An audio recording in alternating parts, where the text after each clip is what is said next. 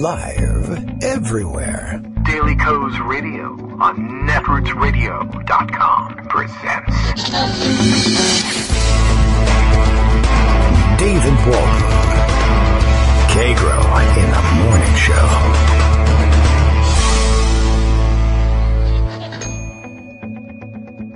Now, here's David Waldman.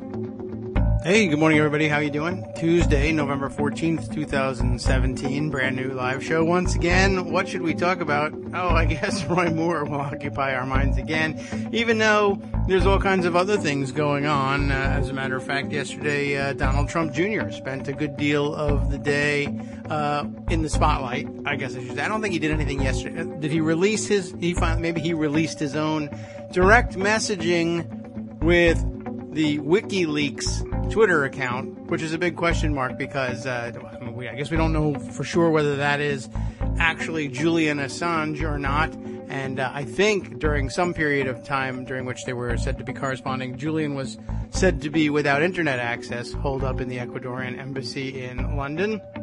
But some interesting discussion about that as well. They just keep digging. It's like, I'm not corrupt enough and I don't lie frequently enough. I think I'd like to up that a little bit. And, Donald Trump Jr., ladies and gentlemen, he just can't stop digging. We got all sorts of things to check into today. The Roy Moore allegations piling up, extra accusers. I think by the time we were off the air yesterday, there was a fifth accuser lining up to level charges against him, but not actual formal criminal charges because statute of limitations. And this time, this woman's story varied a great deal, I think, from most of what we heard from the Washington Post in their conveying the accounts of the first four accusers to go on the record. And this account was of a much more violent nature, much more forceful. He was clearly trying to prevent her from getting away, forcing her to have contact with him. And I don't know. I don't think I learned that the results were any worse than we first heard it. That is to say that he was forcing her to stay in the car and trying to force her head to places she didn't want to put it, which is quite enough, really, for the morning show. And, but I think she managed to escape the situation, which is good news, but I didn't read terribly far into the account. I don't know how much more we need to know about this guy. And then, of course, things exploded after that. I was a little bit worried because the morning or the afternoon account started out with what's really kind of become a traditional set play, which is press conference with Gloria Allred at your side, which is the kind of thing that makes some people doubt what's going on and roll their eyes all by itself. And it's unfair in some sense, but there it is. And so I was a little bit worried. And because the nature of the story was so different, I got to tell you, for at least a moment, I worried that this was not so much that it was a false story that she was making up because she had a vendetta against Roy Moore or a political agenda,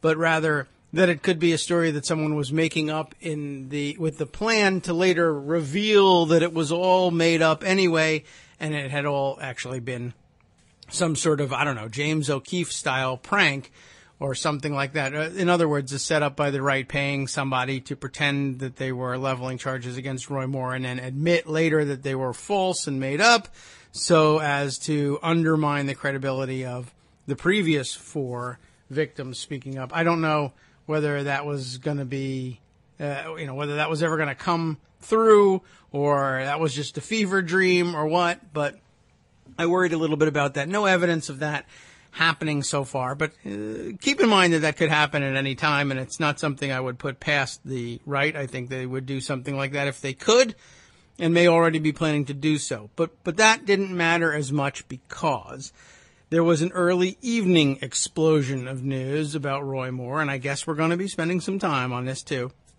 The New Yorker came out with a story, a profile. How do we want to characterize this? I don't know. It doesn't really matter very much. But the story is that the locals the local folks there in Gadsden, Alabama, I don't know what the accent would be like, have known for a long time that Roy Moore was a child predator. We might as well just say it that way. There's some flowery writing up at the top introducing the whole profile, as they're wont to do in the New Yorker. Charles Bethea, Bethea, has this explosive account headlined, "Locals were troubled by Roy Moore's interactions with teen girls at the Gadsden Mall." And, do we parse through the whole thing? It's not really all that long.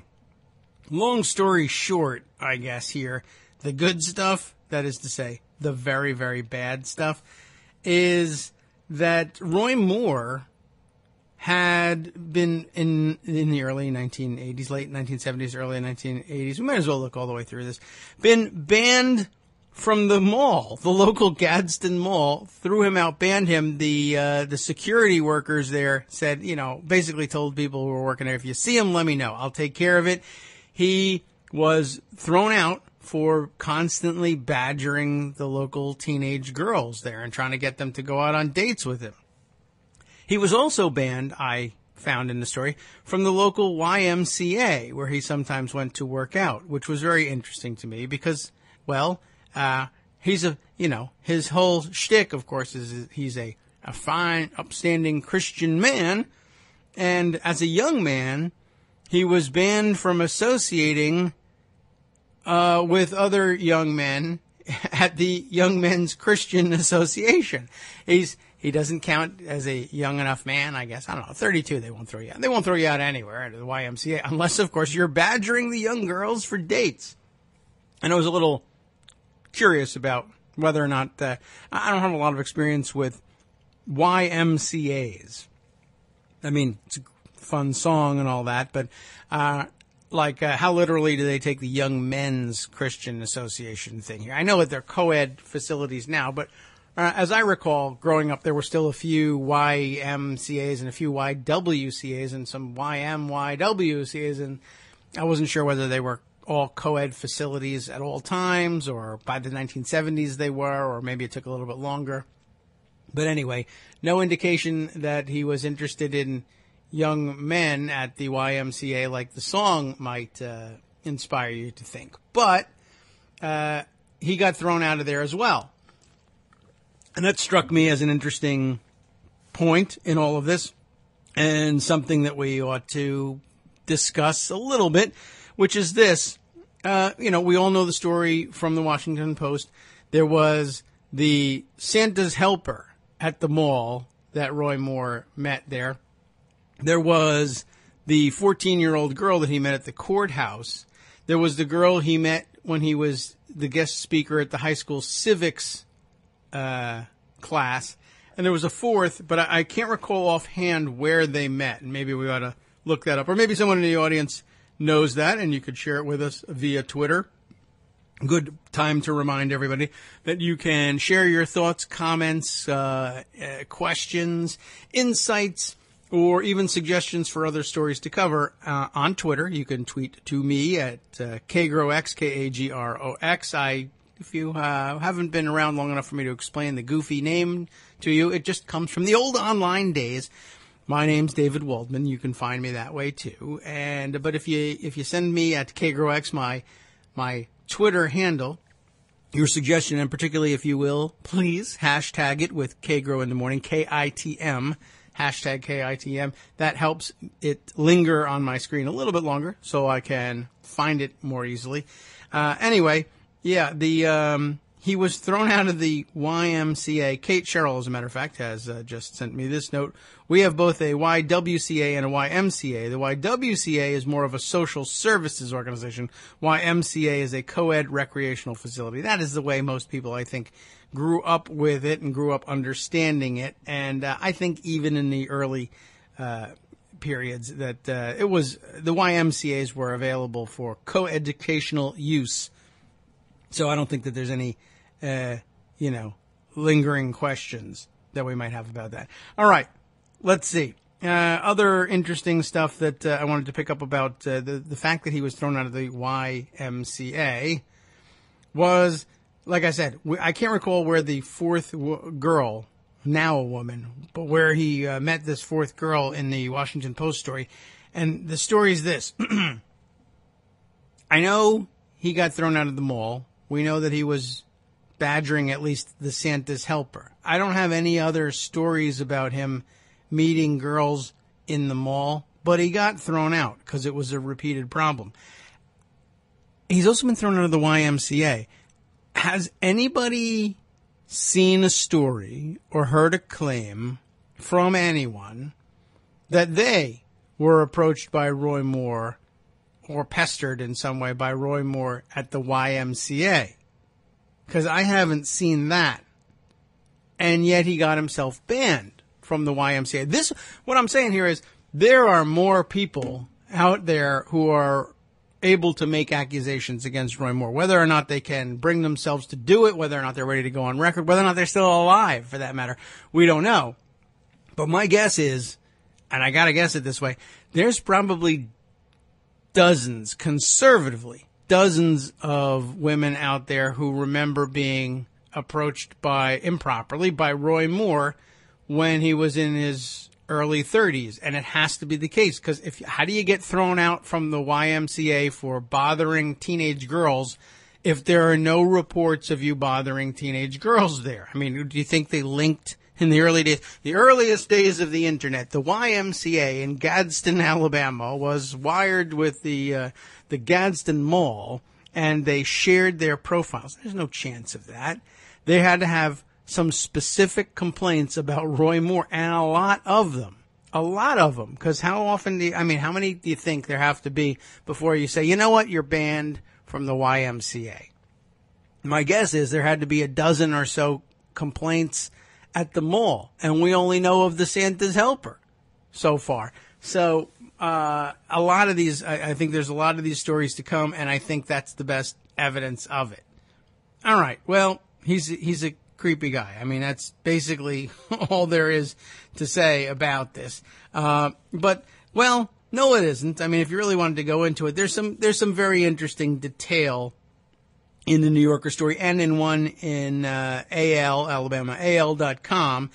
I guess we can add this to the record. He's also a restaurant predator. In other words, he was hanging out where the teenagers were, and everybody knew it, and everybody thought it was weird. He was at the mall. He was at the high school football games. He was at the local restaurants where the teenagers were working as waitresses. There's a lot going on here. Anyway, let's see. This is interesting. Let's take a look at least through the Charles Bethy piece in the New Yorker. A little, like I said, flowery at the top here. Roy Moore, the Republican Senate candidate and former Chief Justice of the Alabama Supreme Court, was born in Gadsden, a small city flanked by Interstate 59 and the Coosa River, an hour northeast of Birmingham. Gadsden is hilly, woodsy, blue-collar, and religious. Legal or not, sin is sin, a sign in front of a church announced yesterday. I saw it as I drove around, crisscrossing George Wallace Drive. Wow, they could maybe do without that. I also saw Trump posters, Confederate flags, no surprise there, and dozens of signs for Doug Jones, the Democrat, tied with Moore in the recent Senate race polls. Gadsden is the seat of Etowah County, which is a conservative place. Donald Trump received 3 times as many votes in the county as Hillary Clinton did. Statewide, he received twice as many, so it was a little heavier in Etowah County. But I didn't, in all my driving, see a single yard sign for Moore, the hometown son. Even the parking lot of the one mall in town had more bumper stickers for Luther Strange, 4, Moore's opponent in the Republican primary, than for Moore himself, 1, which is to say that Moore was at the mall. Basically, I would guess. Anyway, signs don't vote, but they are signs of how other people are voting, I always say. The Gadsden Mall opened in 1974. It has 2 department stores, Belk and Sears, one on each end. Between them on Sunday night, I walked past Books A Million, Cellular Solutions, a Japanese steakhouse, Great American Cookies, Blacklight Mini Golf, that sounds fun, Knockerball Gadsden, I do not know what that is, but it also sounds fun, an eyebrow styling kiosk. You know what? I have one of those at our mall, and I still don't know what exactly is going on here. Eyebrow styling, I don't understand, I don't know, whatever. I've seen it though, so I know it's a thing, and I don't really understand how it's a thing, but okay. And a clothing store for young girls called Justice. How funny is that? A diverse assortment of families wandered around the place, which felt trapped in time. 2 young security guards made their rounds. It gets rough in here on Saturday nights, one of them told me, mentioning fighting, stealing, and gun-toting. Wow, even Roy Moore does that, huh? We still have an active ban list, the other said, referencing a list of chronic rule breakers not allowed on mall property. But it doesn't go back that far. How far? Roy Moore days. He meant back to the early 80s when Roy Moore was, many people say, a regular visitor to the mall. We heard about that, right? And we were also impressed about how he was striding the mall in shirt sleeves, right? Because his shirt had sleeves. On Thursday, the Washington Post reported that when Moore was a 32-year-old assistant district attorney in Etowah County, he brought Lee Korfman, who was 14 years old at the time, to his home and sexually molested her. 3 additional women told the Post that Moore had pursued them when they were in their teens and he was in his early 30s.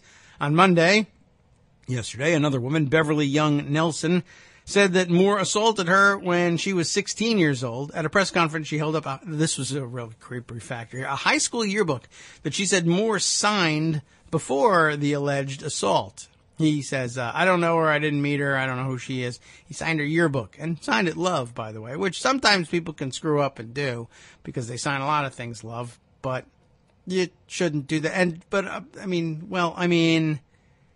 Whatever. How many district attorneys signed your yearbook, I guess is the question. And he signed it Roy Moore, DA, too. There's no getting around that one. Anyway, 2 of the women said they first met Moore at the Gadsden Mall. So that's our answer, I guess. And the Post reports that several other women who used to work there, remembered Moore's frequent presence, usually alone, so he wasn't doing all that well, and well-dressed in slacks and a button-down shirt. This past weekend, I spoke or messaged with more than a dozen people, including a major political figure in the state, who told me that they had heard over the years that Moore had been banned from the mall because he repeatedly badgered teenage girls. Some say that they heard this at the time, others in the years since. These people include 5 members of the local legal community, 2 cops who worked in the town. Oh, gotta salute that, right? Several people. If you don't believe the women, you hate cops. Let's just say that. Several people who hung out at the mall in the early 80s, and a number of former mall employees. A request for comment from the Moore campaign was not answered. Several of them asked that I leave their names out of this piece. They still live there, of course. The stories that they say they've heard for years have been swirling online in the days since the Post published its report. Sources tell me Moore was actually banned from the Gadsden Mall and the YMCA for his inappropriate behavior of soliciting sex from young girls. The independent Alabama journalist Glenn Wilson wrote on his website on Sunday. Wilson declined to divulge his sources. Teresa Jones, a deputy district attorney for Etowah County in the early 80s, told CNN last week that it was common knowledge that Roy dated high school girls. Jones told me that she couldn't confirm the alleged mall banning, but said it's a rumor I've heard for years. Well, one of those small towns down in Alabama where everybody knows everybody. Well, everybody knows who's banned from the mall. All of a sudden, nobody's supposed to know anything. Right? Everybody knows everybody here. Everybody knows everybody. Everybody knows everything. Well, did you know about him being banned from the mall? Well, how could anybody know that? We're just all strangers here. Greg Legat, L-E-G-A-T, Leggett, I don't know how he says it, who's 59 now and living in East Gadsden. Oh, one of those East Gadsdeners, I guess. Was from 1981 to 1985 an employee at the Record Bar, a store that was in the Gadsden Mall. By the early 80s, Leggett told me, the mall was the place to be. There were no empty stores, and lots of kids came around, lots of teenagers. You went there to see and be seen. Leggett met his wife Joanne there. So, there's like legit things going on there. She worked at a restaurant called Orange Bowl. Leggett remembers that parents dropped their kids off at the mall, typically unchaperoned. Teens filled the place. Leggett says he saw Moore there a few times, even though his understanding was that he had already been banned. It started around 1979, I think, Leggett said. I know the ban was still in place when I got there. Leggett recalled a Gadsden police officer named J.D. Thomas, now retired, who worked security at the mall. J.D. was a fixture there when I was working at the store. He really looked after the kids there. He was a good guy. J.D. told me, if you see Roy, let me know. He's banned from the mall. Leggett recalled Thomas telling him, if you see Moore here, tell me, and I'll take care of him. Leggett said that his boss, Eddie Hill, also told him to look for Moore. A phone call to Hill's number was not returned. Reached by phone on Saturday, Thomas, who lives in the nearby town of Southside, declined to discuss the existence of a ban on Moore at the Gadsden Mall. I don't have anything to say about that, he said. A former manager of the mall, who began working there in the late 80s, confirmed the existence of a ban list, but did not recall Moore being on the list during the manager's tenure there. Barnes Boyle, who is 86, also managed the mall from 1981 to 1998. His wife, Brenda, told me that Moore was a longtime acquaintance of his. They went to the YMCA together often, and that he planned to vote for him. The recent allegations against Moore, the Boyles thought, are likely liberal propaganda, and as Brenda put it, a sign of the times. Jason Nelms, an IT worker who grew up in nearby Southside and now lives in Tennessee, regularly visited the Gadsden Mall as a teenager in the early 80s. It was a joke from one of the managers or assistant managers that they couldn't keep an eye on their theater and an eye on the kids outside, he explained to me via Facebook Messenger. Us kids would congregate outside on the sidewalk near the theater after the mall closed on Friday and Saturday nights. Anyway, when asked why they had to keep an eye outside, they said that some older guy had been trying to pick up younger girls. They didn't go beyond that, but one of the concession workers whispered to us later that it was Roy Moore he was talking about. Ew.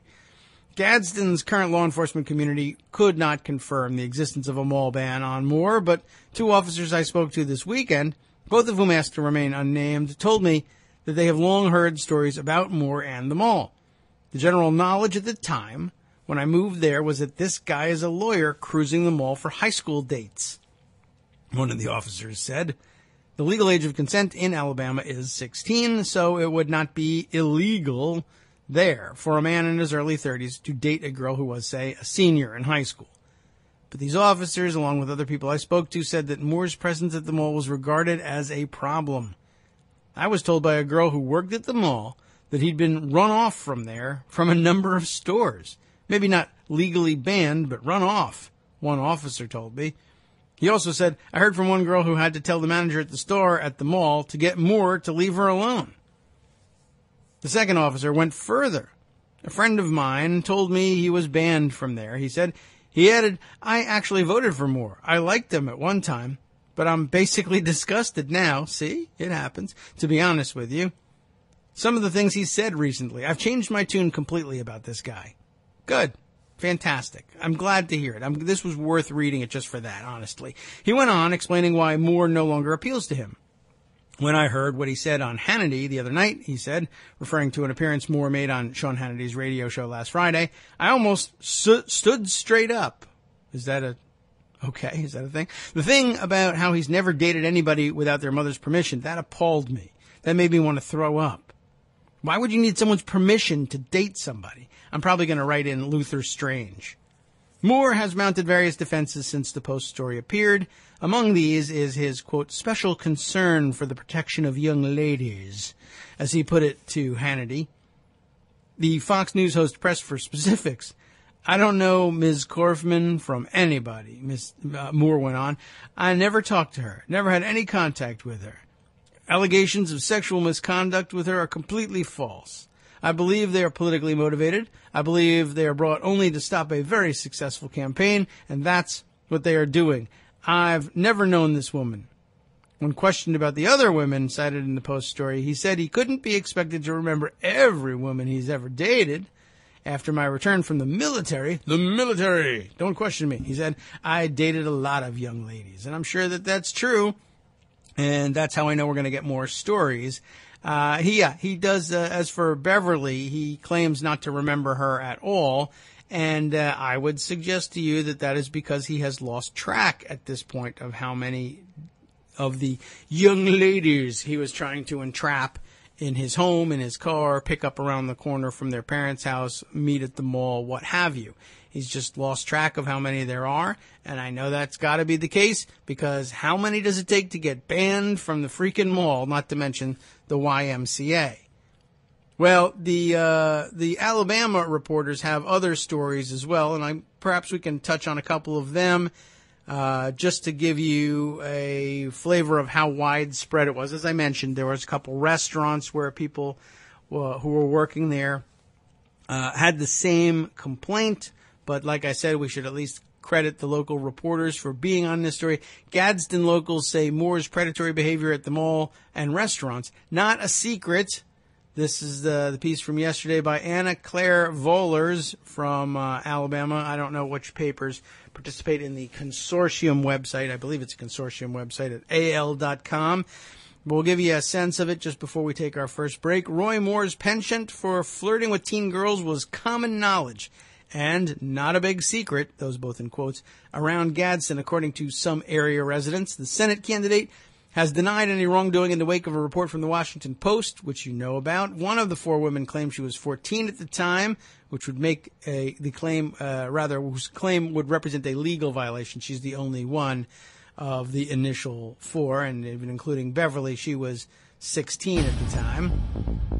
Moore and other Republican leaders have questioned why it took so long for his accusers, now in their 50s, to come forward publicly, and yet people who lived in Etowah County during the time have said that Moore's flirting and dating with much younger women and girls was no secret.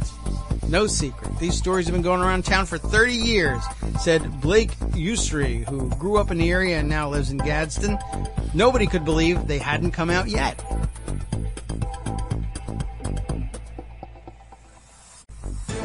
Hi, it's me, David Waldman, your host for Kagro in the Morning, interrupting this little break to say thanks so much to all of you who are contributing supporters of Kagro in the Morning. Thousands of you are downloading the show each day, but fewer than 1 in 25 regular listeners are donating to help keep us on the air. For the money you'd spend on a single 3-minute iTunes song, we bring you 2 hours of great news and entertainment every day, 5 days a week. Patreon.com, Patreon.com makes it easy. You can find us there by searching KagroX or David Waldman or Kagro in the Morning or even Daily Coast Radio in their search box, and you'll be right where you need to be to make easy, recurring monthly contributions to support our show. Once again, thanks so much for your support.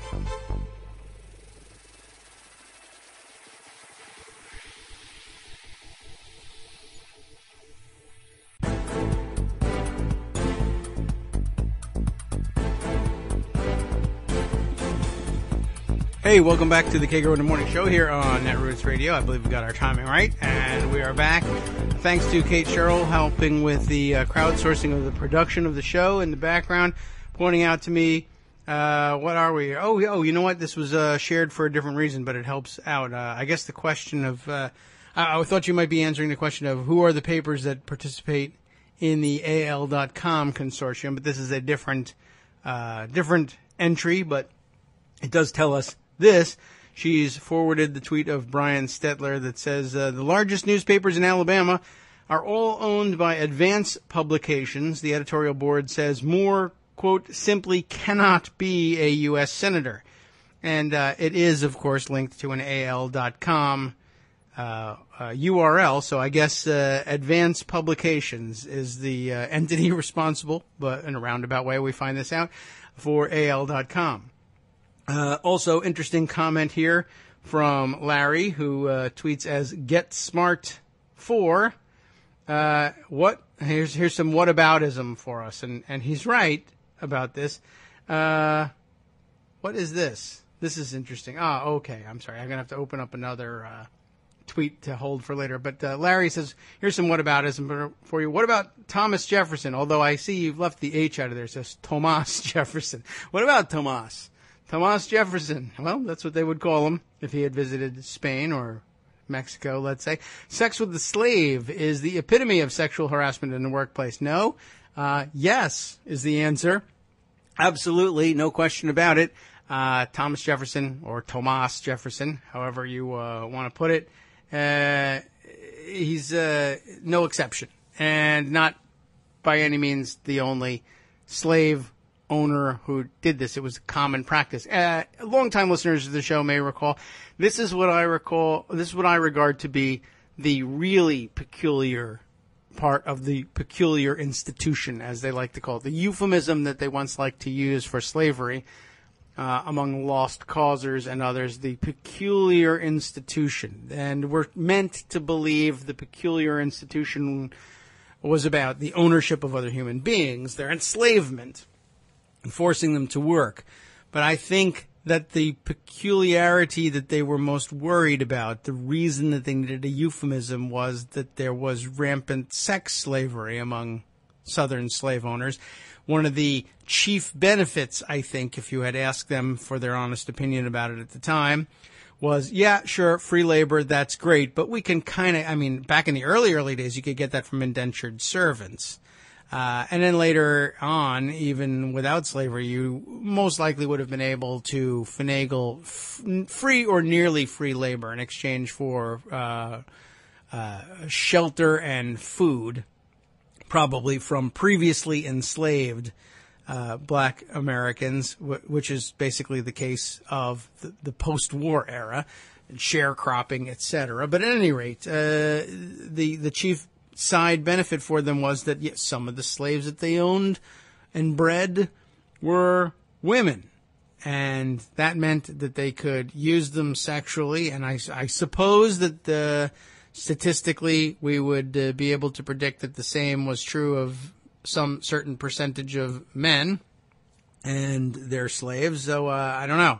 I guess that happened too. But boy, they were probably uncomfortable discussing that one. But they were happy enough, some of them, to discuss exactly what went on with their slave women. Others of them were more embarrassed about that, and they hid the fact, or did their best to hide the fact that they were raping their slave women and hide their children, the offspring of these rapes, as well. And that was a real interesting discovery. One of the articles we read some time ago now about the discovery of this sort of legacy of mixed race children as the result of slave owners raping their female slaves and hiding the children in the backyard. But it was sort of that was the open secret of the pre-war South, was that every major landholder had mixed-raced children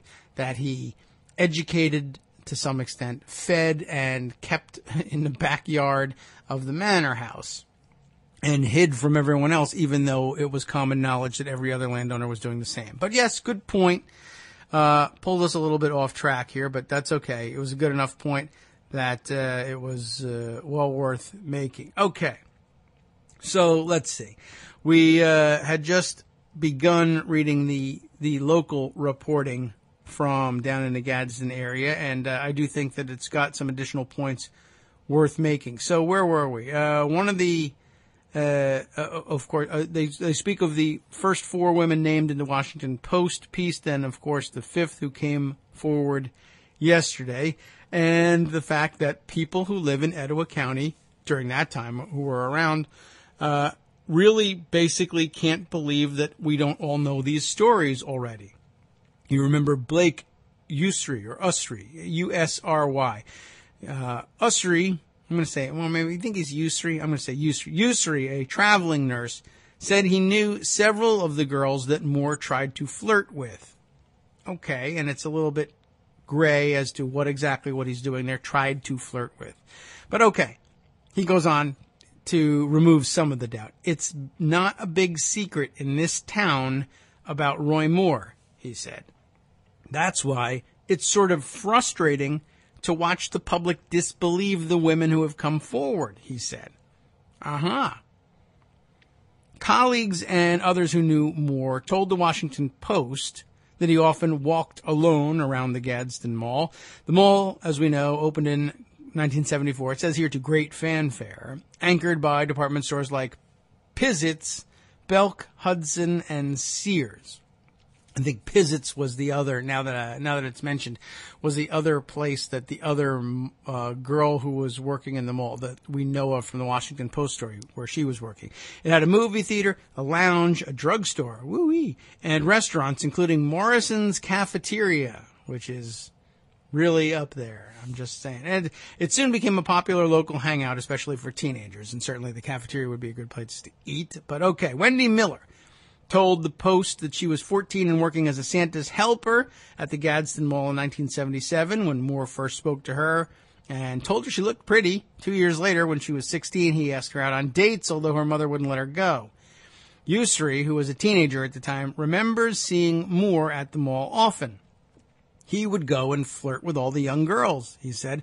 It seemed like every Friday or Saturday night you'd see him walking around the mall, like the kids did. Jason Nelms, who lives now in Tennessee but grew up in Southside, was a regular at the mall when he was a teenager. He recalled being told by a mall employee that they kept watch for an older guy who was known to pick up younger girls. We heard his story, I believe, in the New Yorker. Nelms said he was later told by a concession worker at the mall that it was Roy Moore. Then there's Greg Legatt and the Record Bar story, and we heard some of that. 5 other current and former Etowah County residents also spoke to AL.com with similar accounts. That is, accounts similar to the one given by Greg Legatt, who told us about J.D. Thomas and the warning, if you see Roy, let me know, I'll take care of it. So, what else do we learn here? Him liking and dating young girls was never a secret in Gadsden when we were all in high school, said Cheryl Porter.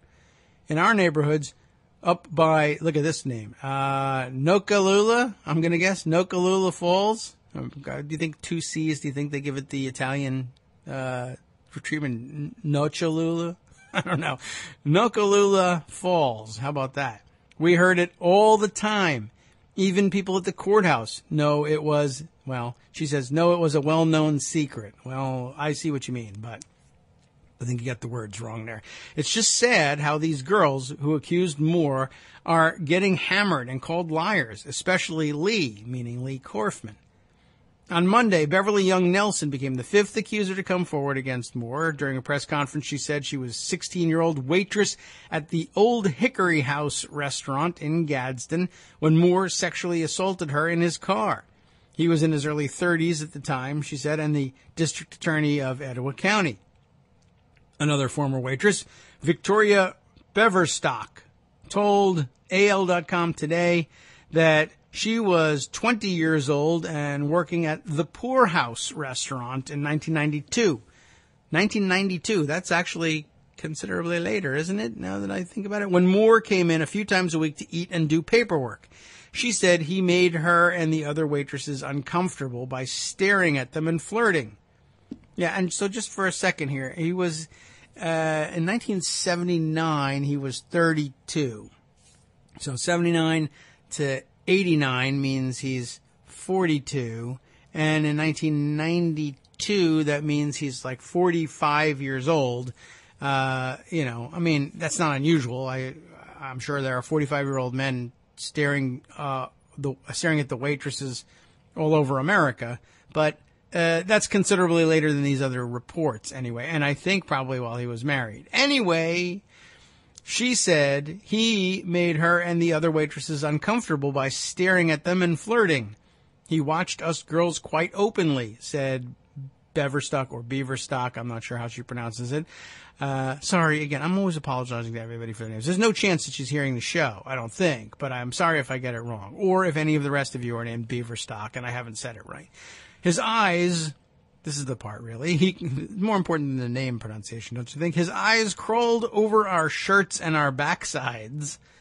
He was so open about it that I would try and handle his order as quickly as possible.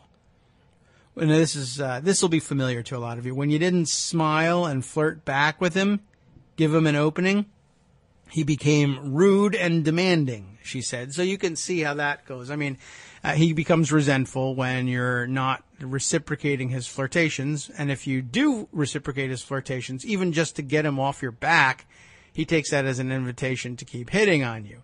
But if you don't reciprocate, then he becomes rude and demanding. And you can just imagine him, demanding, where's my coffee? And what happened to my, hey, honey, what happened to my thing? And then call, the manager coming by, Mr. Moore, Mr. D.A., how you doing today? How's everything today here at, where the hell is he eating? The Poorhouse restaurant. Well, I'll tell you, the food's great, as always, but the help today, my waitress, she's just can't get anything right. She just can't, can't get anything here on time. The food's cold, can't get my order right. You can imagine him complaining to the manager, and the manager getting the waitress in trouble, and the waitress trying to say, the guy, he's flirting like crazy. I'm just trying to be businesslike, and he doesn't like that I'm not letting him flirt with me or look at me or pinch me for God. I don't know whether anybody alleges that or not, but why not? We'll just throw it in there. What the hell? And, I was, depending on how the manager reacts, right? Oh yeah, we get that all the time. Just play along, you'll be fine. Or don't worry about it, I'll take that into account. Or you better give it, the customer's always right. You better give him what he wants. I don't know what the reaction would be. Teresa Jones, who said she worked at the Etowah County District Attorney's Office with Moore, took to Twitter on Friday to say it was, quote, common knowledge, unquote, that he pursued teenage girls.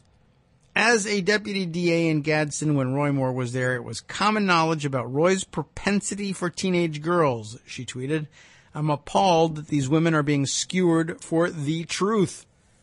She later told CNN that Moore often went to local high school events and other hangouts. It was common knowledge that Roy dated high school girls. Everyone we knew thought it was weird. We wondered why someone his age would hang out at a high school football games and at the mall. Tony Hathcock is a photographer in Gadsden who told CBS News that he's known Korfman well for 5 years and believes her. They are both very conservative Republican voters, he said, and both voted for Trump. He said she had nothing to gain from speaking out, but felt safe speaking out now because her children are now adults.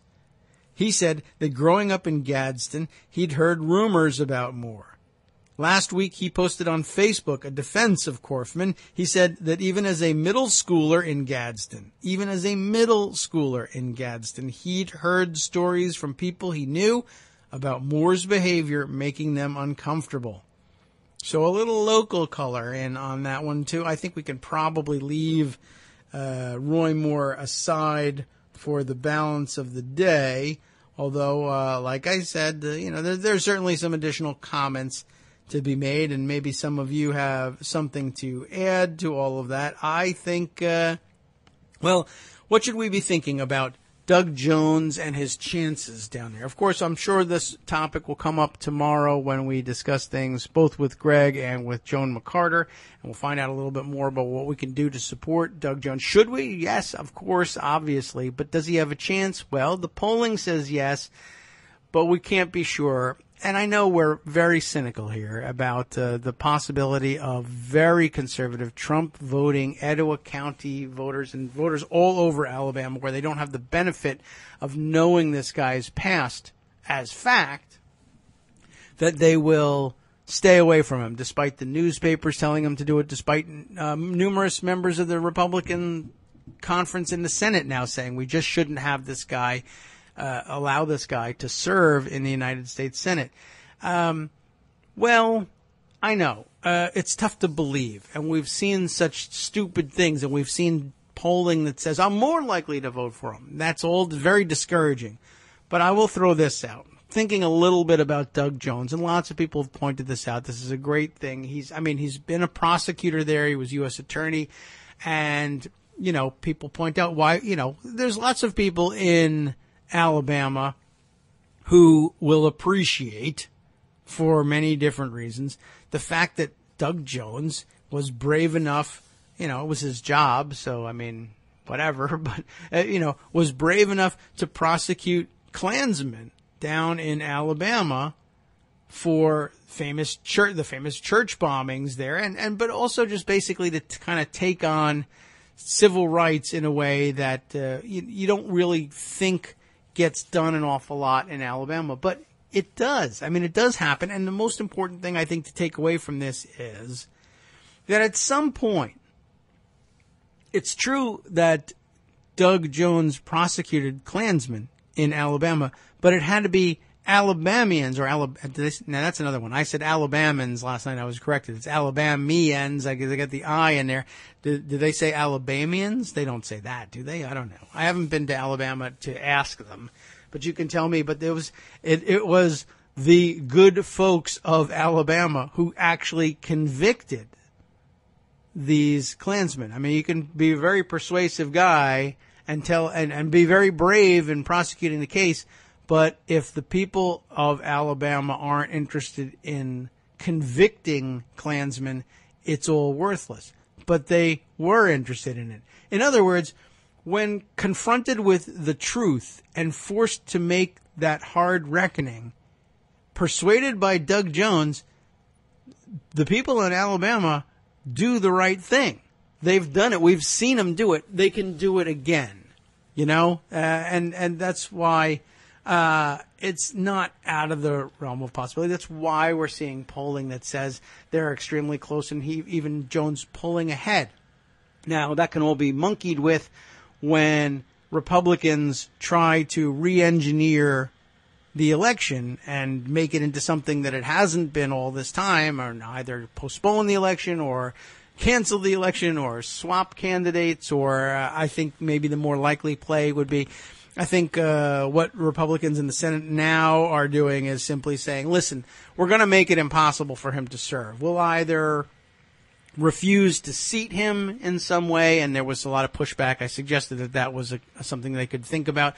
Lots of pushback about, there is jurisprudence about this, and it's usually considered to be beyond the bounds for the body to simply refuse to seat them outright on the grounds of some moral failing from outside of the Senate. I'm not so sure. I mean, I know the precedent that everybody's talking about, but I'm not so sure that they can't just do that, or that they can't simply threaten that, or that they can't simply threaten, well, look at it this way. Whatever mechanism we use, we assure you will never serve in the United States Senate. Whether it's we will refuse to seat you, and I still think there's room for that, and we can talk a little about the procedure behind that, or that we will seat you, but we will immediately expel you from the body, and that is a constitutionally available option too. It's just not often used. It requires a 2/3 vote of the body. At this point, with Republicans coming out saying we don't want anything to do with you, it's possible they might get to that 2/3 if they make a collective decision ahead of time to do that. And it would give Republicans the opportunity to say, listen, we can't fix the ballot. And going with write-ins is fraught with peril, and we don't really want to go that route. Here's the deal. Go ahead, vote for Roy Moore. It's safe, even though he's a child molester, and we're telling you he is a child molester. We just simply say we guarantee that we won't seat the guy, and so what'll happen is this. You'll elect, technically, Roy Moore. He'll be sent to Washington. We will seat him and expel him, and that will create another vacancy in the Senate from Alabama, and you all can go ahead and either have another special election, or the governor can name somebody as an interim senator to serve until there's either another special election or until the general election comes around again at the governor's option. And we even have some good suggestions about who we might put in that seat. But they would be able to say, if they could guarantee that they would absolutely not let Roy Moore sit and serve as senator, then that sends the signal down to Republicans in Alabama that their prayers are answered and they don't have to struggle with whether or not to vote for Roy Moore. They'll be voting for Roy Moore. I promise you that will be the case, and it'll be hard to interpret it as anything else, but the deal is supposed to be that they would make sure that it was a safe thing to do, and they could keep him out. Now, I don't know if I like that engineering. I don't know if I like the idea that, look, the election got contested between Roy Moore and Doug Jones. And it turns out that Doug Jones is by far the better candidate, the more moral person, the person that Alabama should rather have representing them in the Senate. And while it's true that it's only because Roy Moore is a disgusting piece of filth, you nominated him, man, and you lose this time. I mean, I don't think that's too much to ask. But on the other hand, they will, they'll try anything, and certain remedies are possibly available to them. And if they're there, they're going to use them. We'll see. Bill in Portland, Maine asks this question. What do you think will be Roy Moore voters' reaction when the traitor Republicans in Washington shoot down Roy Moore? That is a good question. Elsewhere in Alabama, I don't know what the reaction will be. A lot of them will, of course, say, that's why we hate the Washington establishment, and will sign up with Steve Bannon, I guess, in his whatever the hell he wants to call it. By the way, great track record. The top two highest profile campaigns with which Steve Bannon has ever signed on are both sexual predators, and everybody knows it. Only one of them's gonna lose for it, possibly, but okay. I think that's a weird track record for the guy. He doesn't have a great number of candidates, but so far running about 100%, I think, that they are sexual predators. I don't know whether they're going to like that or not, but I think they will be able to become comfortable with it over the next week or so if Washington Republicans and local Republicans all wink at one another and say, well, go ahead and vote for Roy Moore, but then the floodgates will open and the worst of the worst stories will come out, and we'll save you. By the way, great parody now circulating. Parker Malloy tweeting around the Gadsden flag, which is the old "Don't Tread on Me" snake flag, except Roy Moore's head has been photoshopped in for the snake's head, and instead of "Don't Tread on Me," it says "Stay out of the mall." I had some good suggestions tweeted to me last night about what might the new Gadsden flag say on it rather than "Stay out of the mall." I saw "Don't Tread in Me," or meaning the Gadsden Mall flag, and the "Don't Pred in Me" is another one as well. Well, people are coming up with the clever stuff. Okay, let's see. Darwin Darko reminds us, yes, one of the schemes being hatched behind the scenes about who they might place in what would then be Roy Moore's seat once he was expelled. One suggestion, Jeff Sessions might want to go back to the Senate. Now, that was an early suggestion, and I guess people thought that might fly, and it might. And it has the side benefit of leaving the Attorney General slot open for Trump to try and promote somebody either from within as an acting Attorney General or nominate a new Attorney General who will not recuse themselves from the Trump-Russia investigation and possibly pardons of people who are caught up in the investigation or whatnot. That's all out there. Although another good point being raised is how well received in the Senate is Jeff Sessions at this point. People say, oh, well, he served as a senator. He would be well received. He has lots of friends there. I don't know whether they feel the same about him now that they know that he lied to them in his Judiciary Committee hearings. Some people won't mind, some people won't care, but others will think differently of him, I think. I think he's changed his profile somewhat in the Senate. I don't think it sinks him, but it's out there.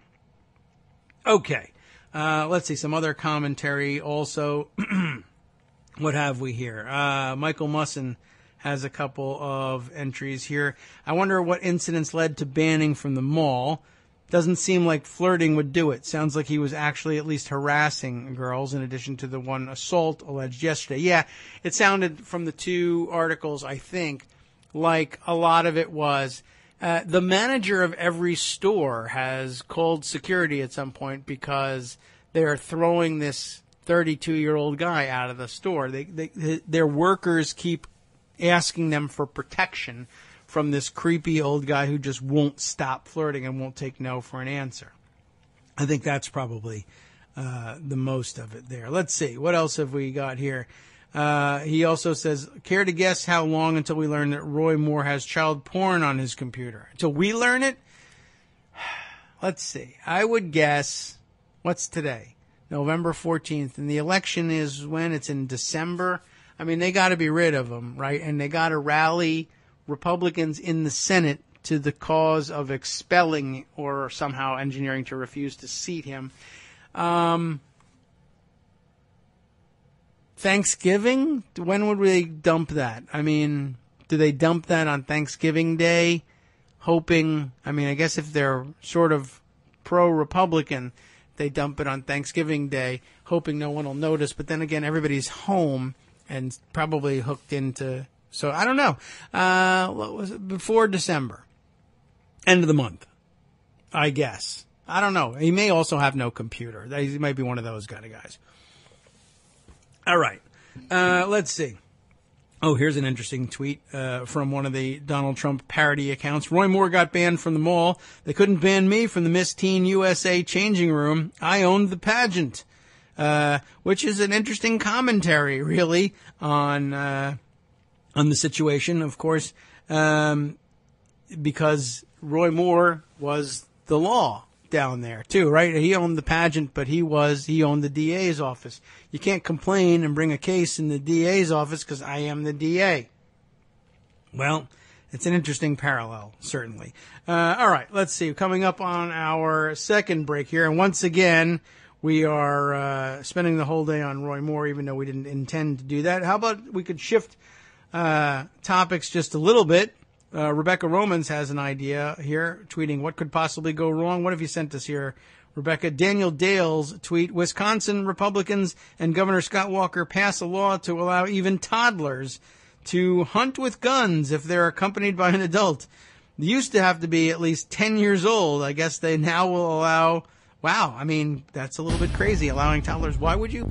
Is 10 not young enough? I mean, couldn't you make it 8, let's say, if you were really concerned about young kids being taught to shoot? Toddlers. Well, what could happen with toddlers and guns? I mean, I wish somebody would track this stuff, and then we would have some idea of how often toddlers accidentally shoot people with guns. But I guess I'm too busy. We'll be back after this break.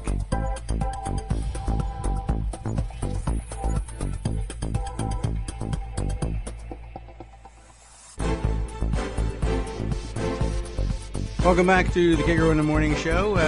By way of segue, let's say, we will leave the Roy Moore topic, but not just yet. We need some sort of segue out of it. We don't really need to, but this gives me an excuse to do a little procedural investigation here, in case you were interested in what exactly might the Republicans in the Senate be able to engineer to deal with Roy Moore. I suggested to you that they might simply refuse to seat him. There are more legal problems with that than the approach of if they were to get together the votes. And I don't see any reason why Democrats would withhold their votes from an expulsion motion. But if they can get together their 2/3 vote to expel him, they might go that route because there's less legal difficulties. On the other hand, I don't know that I worry too much about the legal difficulties for a strategic reason. We'll get to that. But there's an op-ed in the New York Times from, wow, what's this last name? Ronald Krotosinski, I'm going to guess. Krotosinski Jr., excuse me, because Ronald J. Krotosinski is too busy or possibly deceased, I don't really know, to write this article, but his son has taken care of it. He is identified at the bottom as a law professor at the University of Alabama, which is where you might want to go for this story, although you could find law professors to discuss it anywhere, I'm sure. How to get rid of the guy, basically. Yes, the GOP can block Roy Moore, they say. He says. Somebody says at the headline factory at the New York Times. Here's the deal. Last week's allegations of sexual misconduct against Roy Moore, the Republican candidate for Senate in Alabama, have drawn bipartisan denunciations in Washington, with many of his would-be colleagues calling on him to leave the race. Here in Alabama, however, the reaction has been considerably more muted. If anything, the allegations seem to have forced many of the party faithful to rally around him. Mr. Moore, for his part, is not only refusing to step aside, but is making fundraising appeals based on the accusations. Yes, it's true. While his accusers' accounts no doubt hurt him, there is still a very good chance that Roy Moore will win the special election on December 12th. There's your answer. Okay. The National Party has made it clear that it wants nothing to do with Mr. Moore. They haven't really made it all that clear, to be honest. The National Republican Senatorial Committee, it says here it severed his ties with this campaign, but that's actually open to question. His supporters have defiantly pointed out, though, that there is nothing the Republicans can do to stop Alabamians, we'll say, from electing Mr. Moore. That doesn't mean the Senate is powerless. In fact, Mitch McConnell and other Senate leaders have the constitutional authority to prevent Mr. Moore from actually serving if he is elected. The real question is whether the party's leadership is prepared to use this authority, and, of course, whether they'll get Democratic participation in it, but I don't see why not. Mr. Moore and his allies may draw some encouragement from Powell v. McCormick, a 1969 Supreme Court decision holding that the House could not refuse to seat Representative Adam Clayton Powell, Jr. of New York, who had been accused of misusing House funds. The court ruled that Powell met the Constitution's age, citizenship, and residency requirements for membership in the House, and that the House could not add additional qualifications for election. So that's been the big objection, by the way. Just jump out of the text here. That's been the big objection to the assertion that the House or the Senate could refuse to seat Moore. But I don't think it tells the entire story, and perhaps we'll explore it a little bit more later. In that same ruling, the article continues, the court also said that although the House had to accept Powell, it didn't have to keep him. It could vote to expel him. In the end, it didn't, though Powell lost his re-election bid in 1970. The Senate could do the same with Mr. Moore, seat him, and then immediately vote to expel him based on his lack of character and fitness to serve. To the extent that Mr. Moore is entitled to a defense against expulsion, the Senate could initiate fitness proceedings, and they could actually initiate them, as he points out, now, before the election, to ascertain whether the accusations against him are credible. Alternately, it could suspend his swearing in. What? Suspend his swearing in? How could you possibly do that? Until after the investigative proceedings are concluded. If Mr. Moore chose to ignore them, the Senate could simply conclude that he lacks the character and fitness to serve. As Mr. Moore, a former Alabama Supreme Court Chief Justice, surely knows, well, maybe, failing to contest an adjudicative proceeding results in a default judgment. Okay, but this isn't really an adjudicative proceeding, but okay, I get the point. The Senate has precedents for this course of action. Most recently, expulsion proceedings have been contemplated, anyway, against Senator Robert Menendez, Democrat of New Jersey, should he be convicted in his current corruption trial. And there was news yesterday that makes it sound like that isn't going to happen either, by the way. Jury is deadlocked on that one. Some weird happenings around that. We haven't even gotten to that story yet, but doesn't look like that's going to work out. Anyway, two former Republican senators, John Ensign of Nevada, you remember, and Bob Packwood of Oregon, faced the prospect of expulsion for sexual misconduct, leading both of them to resign instead. They were, I guess, a little bit more honorable than Mr. Moore is. Mr. Packwood's case is especially instructive. He was accused, does everybody remember this, of serial sexual harassment that went on for years, though he was never charged with the crime. Nevertheless, in 1995, Mitch McConnell, then the chairman of the Senate Ethics Committee, wrote the committee's report recommending Mr. Packwood's expulsion for a, quote, habitual pattern of aggressive, blatantly sexual advances, mostly directed at members of his own staff or others whose livelihoods were connected in some way to his power and authority as a senator. Hours after the report was delivered, Mr. Packwood resigned. In other words, Mr. McConnell has already concluded that credible allegations of serious sexual misconduct should preclude a person from serving in the Senate. Does he still hold this view, and is he willing to act on it? On principle and precedent, Mr. McConnell's choice is clear. If the Republican Party is serious about preventing Mr. Moore from becoming a member of an institution that likes to bill itself as the world's greatest deliberative body, with apologies to Westminster, of course, I guess he decides to include in that. I never bother apologizing, but okay.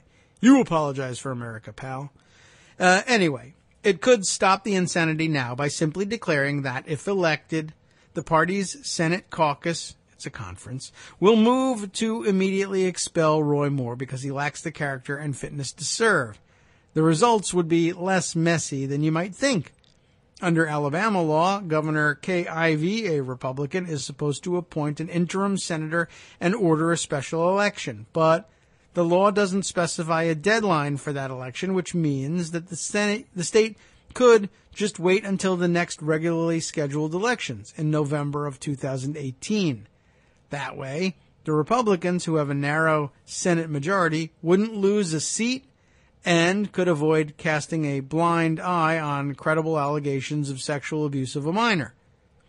Obviously, things aren't that simple in practice. Mr. Moore's supporters, who include Stephen Bannon and the most of the conservative media, would surely fight Mr. McConnell with everything they have, but they have nothing, and exact revenge if he succeeds. The question comes down to one of principle. The Republicans have the power to block Mr. Moore from joining them. Will they use it? And it's a good question. They will need Democratic support to actually expel him, of course. Again, I see no reason why we wouldn't provide it, but that doesn't mean I would necessarily provide it right away. There are things you could be doing with this. For instance, there's the mention of opening fitness proceedings to determine whether or not, he says, in advance of the election, and we can start them in advance of the election. I just don't know that we could necessarily conclude them in advance of the election. It would be awkward, let's say. Like, for instance, I would say, I don't know whether we should be starting. As a Democrat, do I want to do this? I probably would say, you know what? I don't think we should be considering the fitness of a candidate just yet. Let's find out whether we can avoid the entire problem. If he gets elected, fine. We'll have fitness hearings. Now, they may be able to overrule us and by simple majority vote simply establish such proceedings, at which point I would then probably say, well, for instance, it's just reached my ears yesterday that something like 53 pastors down in Alabama had signed a letter of support for Roy Moore in the wake of these allegations. Now, there's a whole story involved in whether we should worry at all, whether we should give any credence at all to the fact that they're pastors. I don't know whether that's not unusual for pastors down in Alabama or elsewhere or anywhere really where there's fundamentalist Christianity going on. There's lots to discuss in that capacity. Well, I'm only interested in the procedural issue right now. I would say, as if I were a Democrat in the Senate, I would say, okay, you've forced this inquiry on us. Fine. I'm going to want to hear from some witnesses. Specifically, all 53 of the signatories to this letter, just for starters. And let's not exclude any of them. I need to hear from each one of them why they think they have something exculpatory to say about Roy Moore. And don't Republicans want this? I mean, it might be interesting, and I might be overruled and outvoted on subpoenaing these witnesses, but I'd want a lot of votes taken on this stuff. You know what I mean?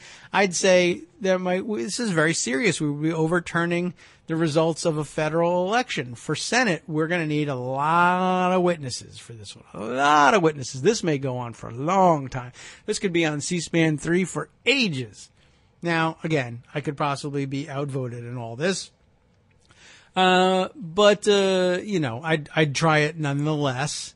I'd also wonder about whether or not we could, I did have some questions. Maybe we don't even have to go to this. Maybe we don't have to seat him at all, because that opens an interesting can of worms. So everybody's pointing to, Powell v. McCormick here, but I have some other questions. For instance, you remember what happened with, among other things, with the Al Franken, Norm Coleman election.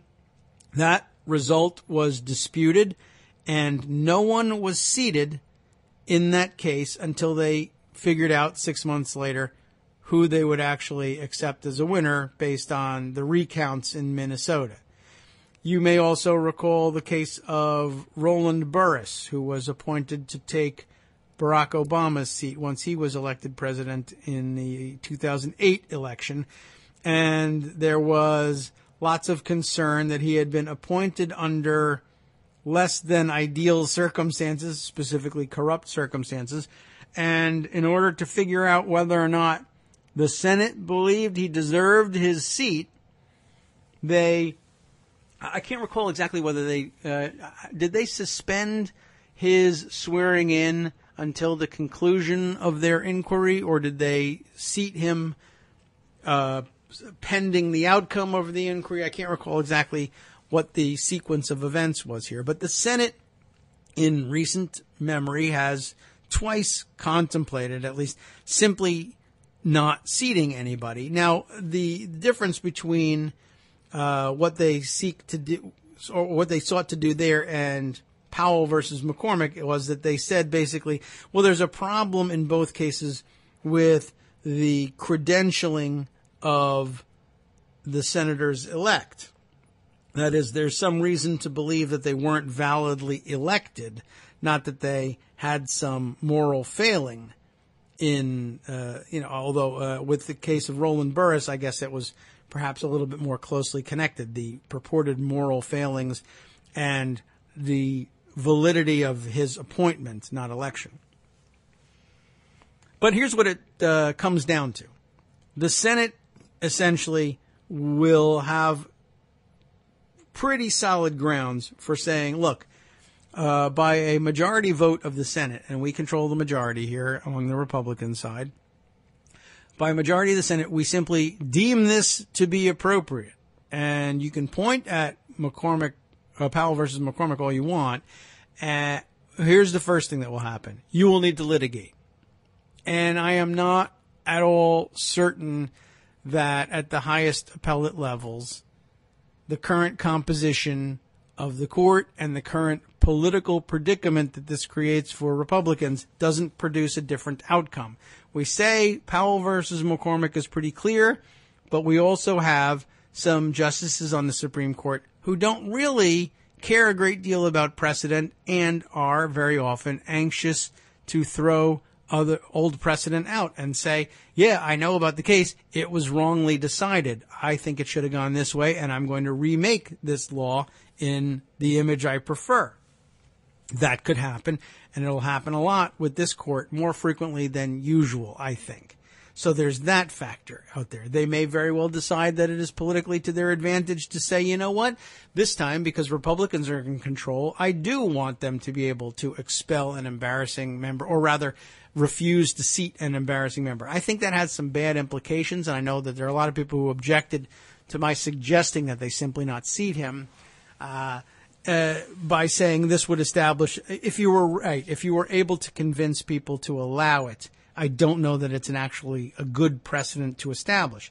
And I don't either. I'm simply throwing out some ideas here, testing some thoughts about what might go on with it, and perhaps on further consideration we might say, yeah, it's probably best if the majority can't, by simple majority vote, simply refuse to seat somebody, although it would be really difficult in the court of public opinion, if that mattered, and in some future crisis, to compare the case of a child molester arriving in the Senate and saying you're not going to seat them, and some other future disputed election, which, like I say, I wouldn't put it past Republicans, for instance, to say that if a Democrat showed up in a special election in the next couple of years, that would tip the balance of power in the Senate and give them a majority, a controlling majority in the Senate. What if they were to decide, well, we simply won't seat this person, we simply won't recognize them, or we'll, another form would be to say, we'll just lie and make up something about their credentials and base it on that. Although that power exists now and no one has used it yet, so I'm not certain that we'd be creating anything new here. I guess that brings us back to a couple of other issues.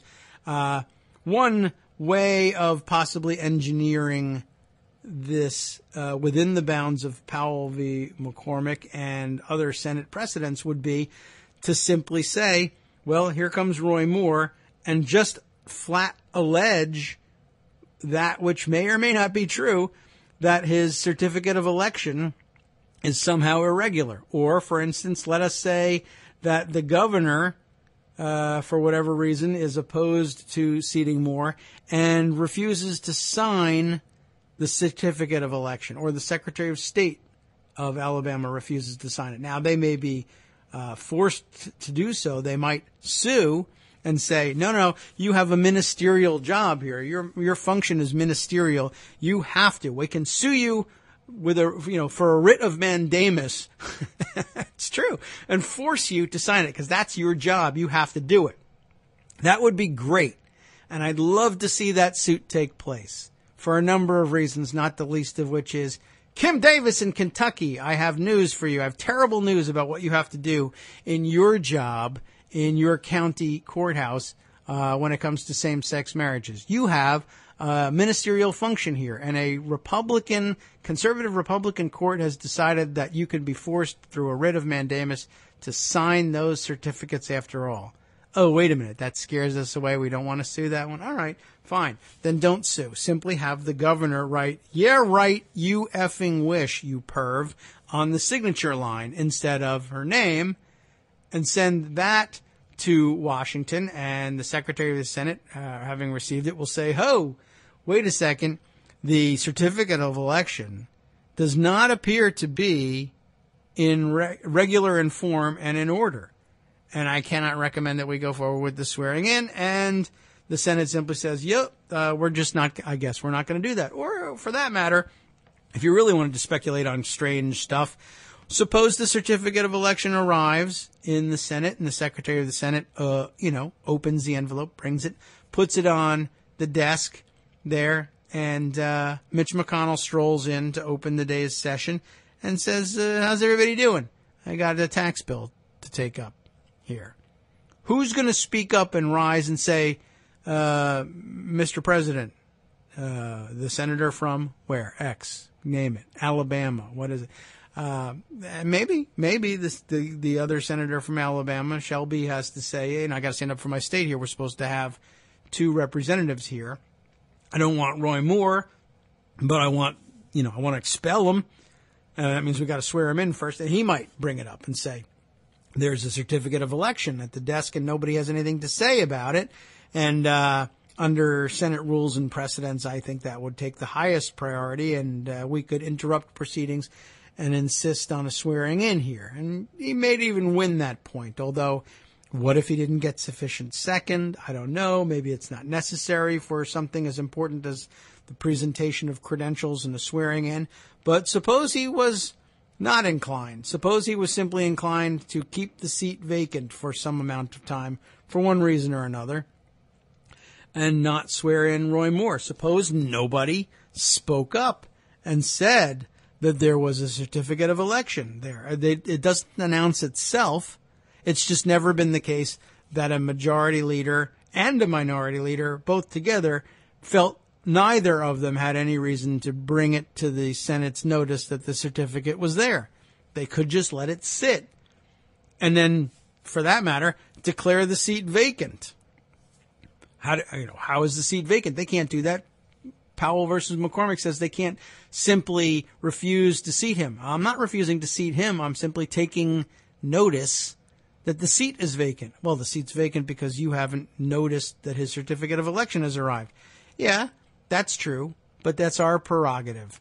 And it's a very different case. It may come out the same way because of the spirit of Powell v. McCormick, but I don't know that it comes out the same way. It may very well be, I'm sorry, that's a political question.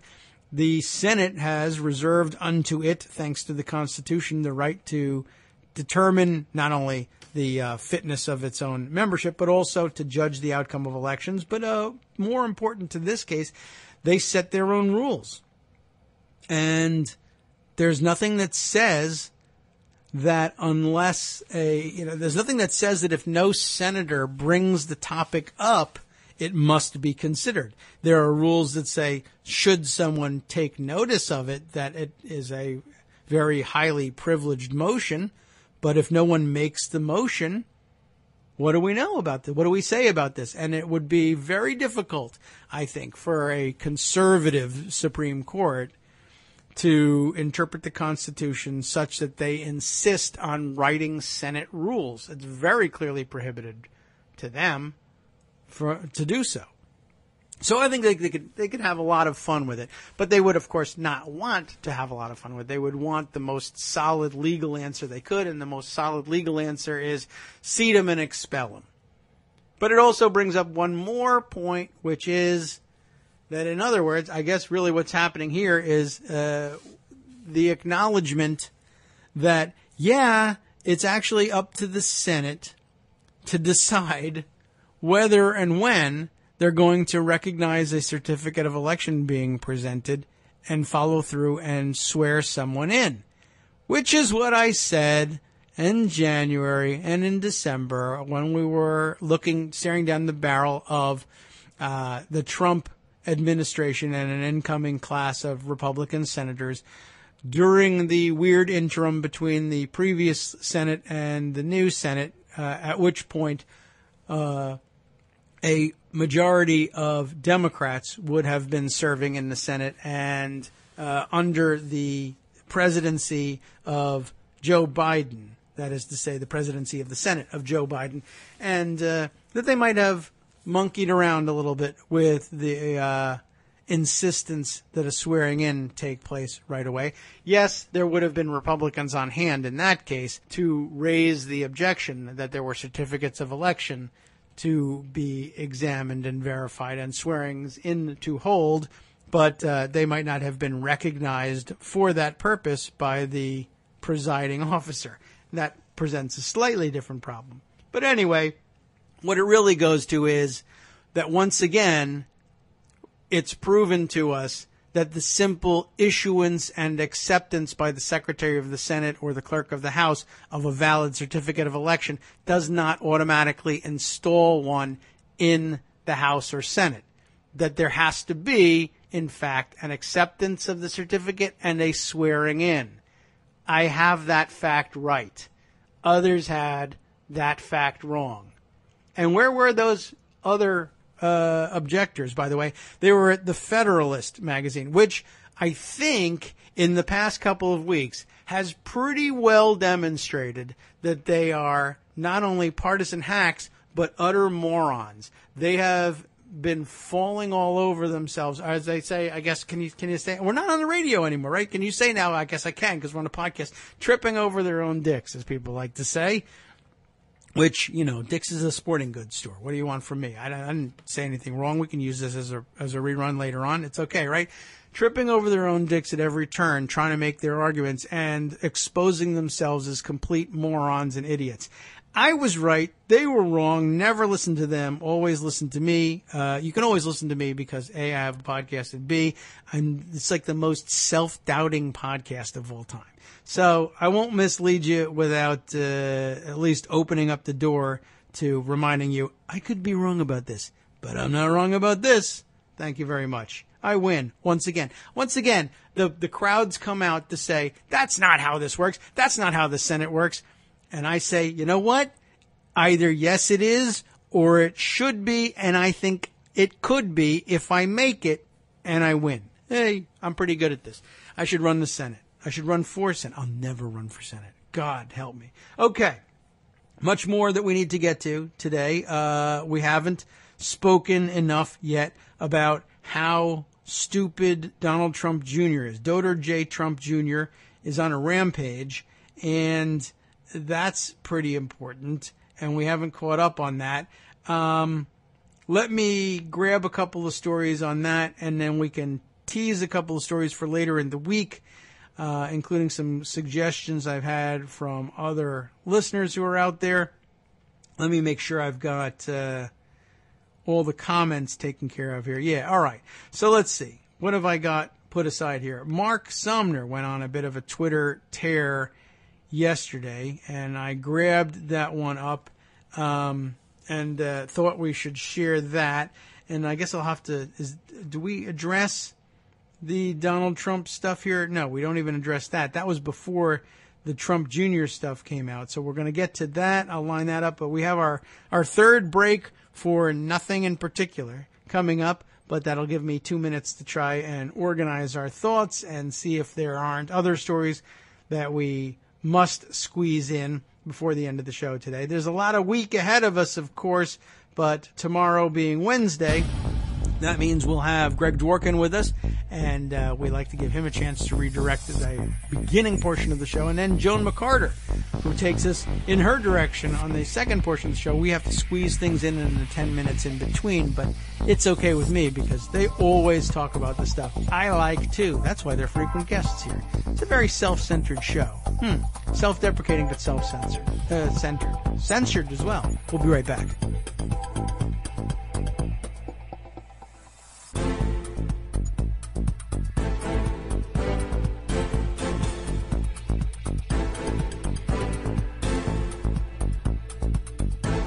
Welcome back now to the Kagro in the Morning Show. I'm a few seconds behind as I was searching around for the articles that I thought we needed in order to finish things up here. So yes, I have Mark Sumner's tweet storm, and then I guess later post also obviously at Daily Kos, and a little bit about the secret correspondence between Donald Trump Jr. and WikiLeaks. So let's see. Shall I go with the maybe I guess I'll go with the set piece, the written entry here over at Daily Kos from Mark Sumner here. Let me take a look at this tweet storm though, and see if one follows on the next. Which one comes first here? Because I think it looks like the tweet storm is actually a follow-up to the post he wrote on Monday. The first person George Papadopoulos told about the stolen DNC emails was Stephen Miller. Let's start with that, and then we'll follow up with the tweet storm. A very interesting observation in the timeline here. On April 26, 2016, George Papadopoulos, remember him, still in the news, exchanged emails with a London academic who informed him that Russia had dirt on Hillary Clinton in the form of thousands of emails. We all remember this. Even though Papadopoulos' FBI statement of offense mentions many conversations between Papadopoulos and the Trump campaign officials that happened after that date. On one point, the statement is silent. What did Papadopoulos say about the emails? It was known that Papadopoulos communicated with the campaign on the day after Joseph Mifsud told him about the emails. It wasn't clear who Papadopoulos talked to at that point or if the emails were the subject of that discussion. Now, both of those things have been cleared up, thanks to a report from Business Insider, herein quoted. Former Trump campaign foreign policy advisor George Papadopoulos, not a coffee boy, told senior policy advisor Stephen Miller, with whom he would not be able to speak if he had been a coffee boy, I guess I should say.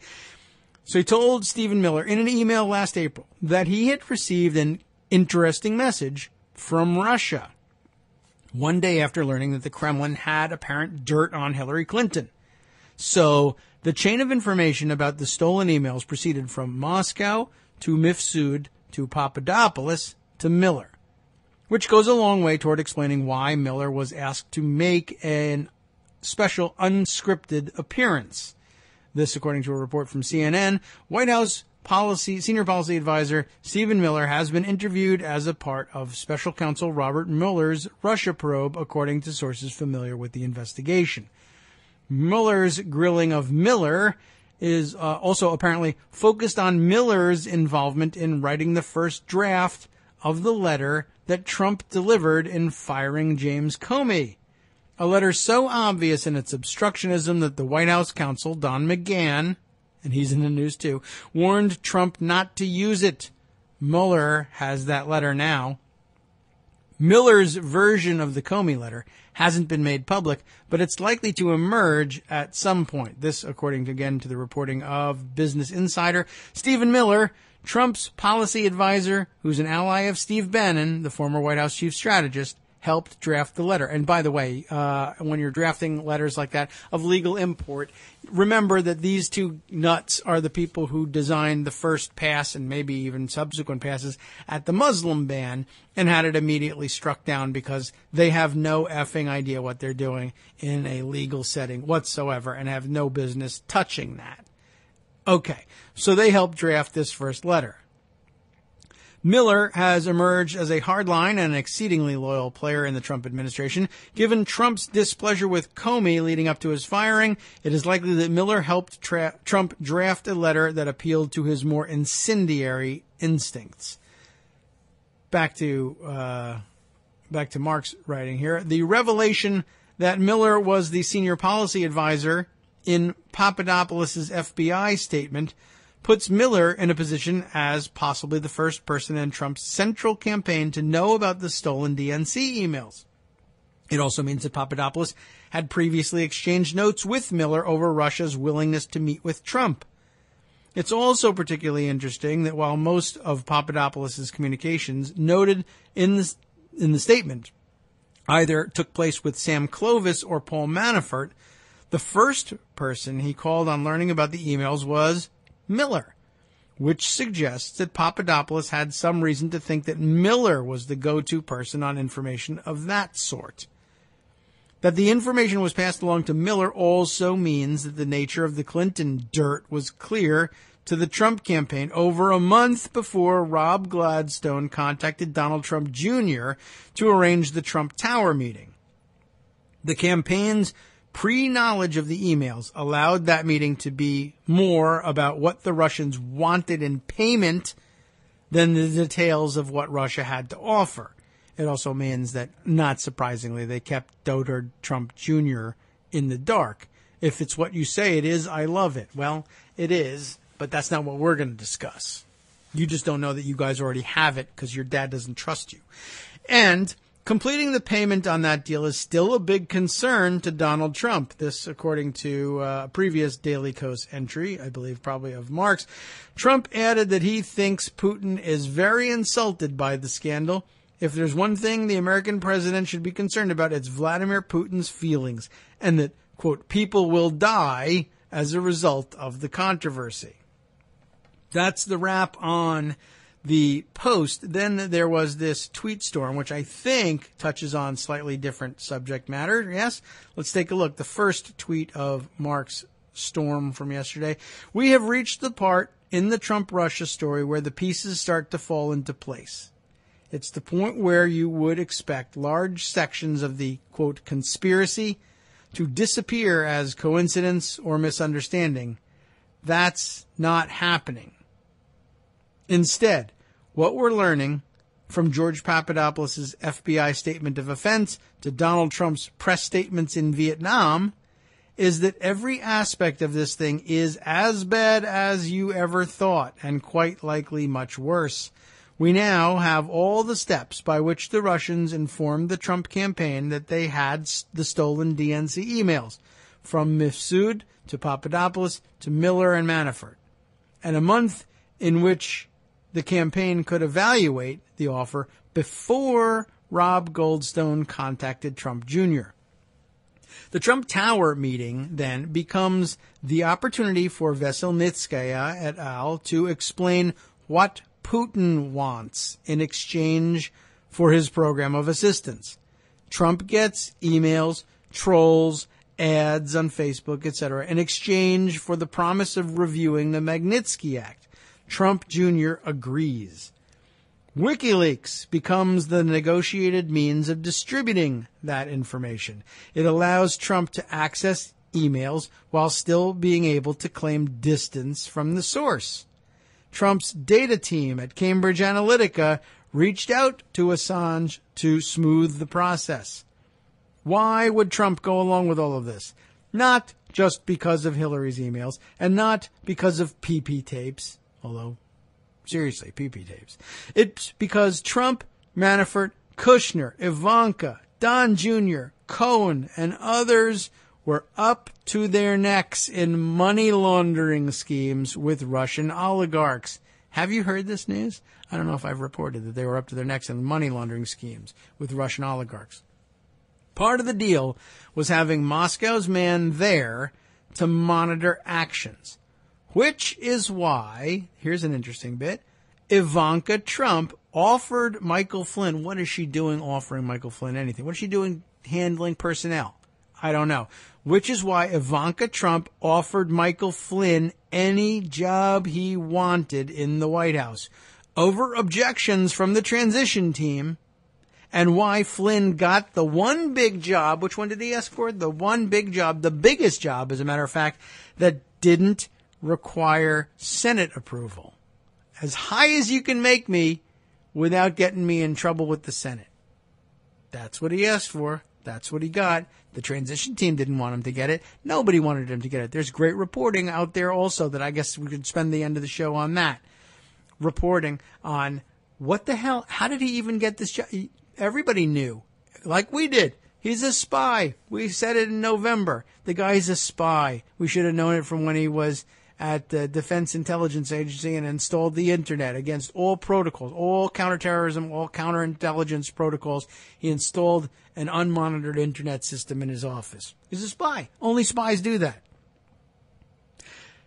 Back to the tweet storm, almost wrapping up here. But eliminating sanctions, those Magnitsky Act sanctions, was and is the primary thing that Putin wanted, which is why Trump still refuses to act on new sanctions, and why he worries that, quote, people will die unless the Russia investigation is dropped and the sanctions are cut. The Trump campaign was offered a package: emails, ads, trolls. The price? Reducing sanctions, especially the Magnitsky Act. And they were warned that if they didn't pay off, there would be consequences. That last part still has Trump sweating because Putin could burn him. Putin doesn't have to dope Trump with polonium or release a sex tape. He just has to explain how Trump was bailed out of bankruptcy by illegally money laundering hundreds of millions of dollars for Russian oligarchs. Mueller is collecting the pieces to make that clear. The end. And thank you very much for summing that up. It's not that we haven't thought about that too. It's that we enjoy it when you do it so concisely and so convincingly. Thanks very much, Mark. I appreciate having that at hand. So yeah, where do we have to go from there? Well, let's see. I put aside, what else? The correspondence between Donald Trump Jr. and WikiLeaks. That's important. That from The Atlantic. Let's make sure we have that one available for us. But it actually made me think of something different, which is also in here somewhere. Oh, and at least one other thing that I hinted at before and didn't finish getting to, which is when I mentioned Don McGahn and the White House counsel's office. New information developed yesterday or revealed yesterday about, what's his name? Is it Brett Talley? The second of the judges unanimously found to be unqualified by the ABA, and the fourth one found overall to be unqualified. Apparently there's two split decisions, but that unqualified won over. Unqualified had the majority, and two unanimous unqualifieds. The second unanimous unqualified, Brett Talley. We learned a lot about him yesterday, including the less interesting part. Believe it or not, the less interesting part of the story on Brett Talley was that we found out that we know he was only been practicing law for 3 years, right? Well, what did he used to do with the rest of his life? The answer, weirdly enough, is in another Ben Terrace piece for the Washington Post. Ben Terrace, you'll recall, is the guy who did the, what was his name? Dang it. Now the Aaron Schock story that he had the Downton Abbey office, and then basically we found out, oh, he's cheating on everything. Oh, yeah, he's a thief. Oh, he just resigned. Yeah, that was Ben Terrace. Well, he did another profile of another Washington weirdo, and in this case, it was Brett Talley. While he was working as communications director and speechwriter for Senator Rob Portman. It was, the subject of this weird profile that he was also a horror novelist, which, okay, that's an interesting sideline, and a paranormal, like a ghost hunter, essentially. And he, I don't know, whatever. Weirdo, right? I mean, I just found that very interesting. And so people were tweeting around yesterday that they rediscovered this piece and said, before he was seeking a judicial nomination, Brett Talley was a ghost hunter. And I found that interesting just in terms of he's going to be on the bench ruling that the science is still out on climate change, but I used to be a ghost hunter. And so I know all about when the science is out. I thought that one was pretty weird, but that wasn't even the weirdest story of the day on the guy. That's the times we're living in here. And I don't even know if I put this thing aside, but here's the basics of it.